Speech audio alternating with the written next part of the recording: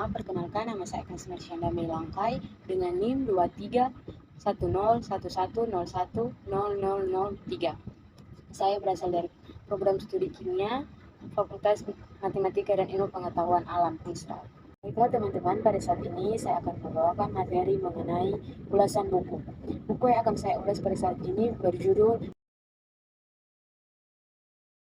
yang ditulis oleh Marham Sitorus yang diterbitkan oleh Graha Ilmu pada tahun 2013 pada cetakan kedua.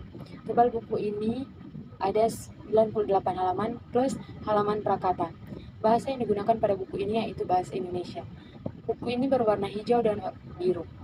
ISBN pada buku ini yaitu 78997563288. Dr. Andus Marham Sitorus, Master Sarjana Sains, bergabung menjadi staf dosen pada tahun 1989 sampai pada tahun 2000 di jurusan Kimia Fakultas Matematika dan Ilmu Pengetahuan Alam Universitas Negeri Medan, yaitu Unimed. Dia juga merupakan lulusan cum laude pada program Pasca Sarjana Ilmu Kimia Organik di Universitas Gadjah Mada. Bidang penelitian yang ditekuni oleh Dr. Andus Marham Sitorus, Master Sarjana Sains, adalah transformasi dari komponen bahan menjadi senyawa lain yang lebih bermanfaat seperti obat-obatan, pupuk kimia, polimer, dan masih banyak lagi. Buku ini bisa digunakan guru bidang kimia dan juga staf dosen sebagai materi pelengkap, serta cocok untuk mahasiswa yang mengambil jurusan pendidikan kimia di universitas. Organik fisik ini disusun untuk menyajikan pengetahuan bagi mereka yang akan mempelajari aspek fisik dari molekul atau senyawa organik. Penjelasan difokuskan pada mekanisme reaksi yang dimulai dari kinematika reaksi, yaitu tentang penetapan laju reaksi.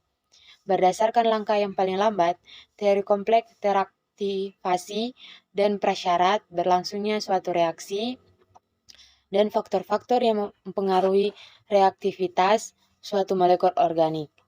Buku ini terdiri dari 7 bab yang masing-masing bab memaparkan unsur-unsur yang terkandung pada kimia organik fisik yang perlu diperhatikan dan dipelajari oleh mahasiswa ataupun guru kimia ketika mengajarkan dan mempelajari kimia organik. Pada bab 1 menjelaskan kinematika reaksi, kecepatan, dan mekanisme reaksi. Mekanisme reaksi yang membahas tentang tahapan reaksi sehingga terbentuknya suatu produk dengan sempurna, dan reaksi-reaksi yang lebih dari satu langkah. Mekanisme reaksi dan laju reaksi kompleks berdasarkan eksperimen yang dilakukan membutuhkan pedoman penguraian molekul tunggal. Semua proses elementer pada balik akan mencapai kondisi keadaan tetap dan konstan. Pembelajaran reaktivitas molekul dijelaskan pada bab 2. Di sini dijelaskan secara khusus mengenai faktor-faktor yang secara kualitatif mempengaruhi kecepatan reaksi seperti pengaruh induksi, hiperkonjugasi, resonansi, dan pelarut yang merupakan faktor internal yang mempengaruhi kecepatan reaksi. Jenis-jenis senyawa reaksi organik yaitu reaksi antara nukleofil dan elektrofil.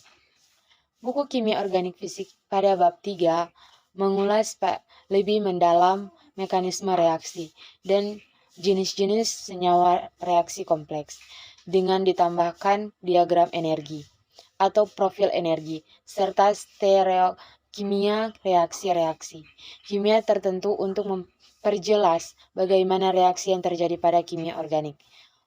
Pada bab 4 menjelaskan mekanisme radikal bebas dan senyawa organik logam yang melalui tahapan inisiasi atau permulaan, propagasi atau pertumbuhan, dan terminasi atau perhentian.